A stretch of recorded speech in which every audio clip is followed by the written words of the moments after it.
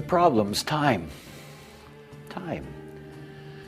We live into a duality, and yet at the same time everybody assumes that we live in the same time frame, and we don't live in the same time frame.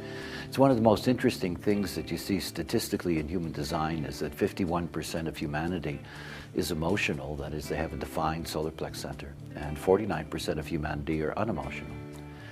And aside from the dilemmas of the emotional, unemotional, the dilemma, the real dilemma is time. It's time. Unemotional beings are here fundamentally to operate in the now. Their process is oriented to the existential.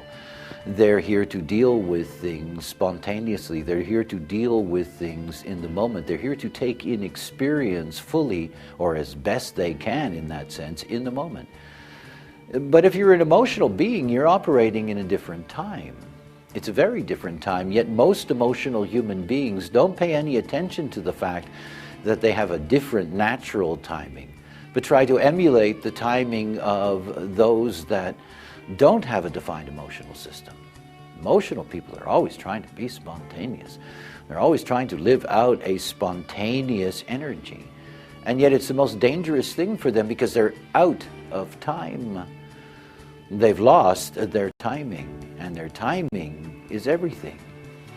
An emotional being has a different time landscape. It's a landscape that's attached to the motor function of their wave.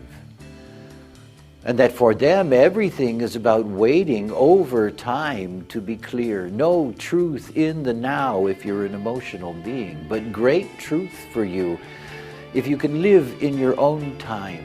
You can always tell an emotional being who isn't living in their own time, because you always hear them say the same thing. Oh, I don't want to miss this, and I don't want to miss that, and I don't want to miss the next thing. And all of that is pushing them out of time. If you're an emotional being, live in your own time.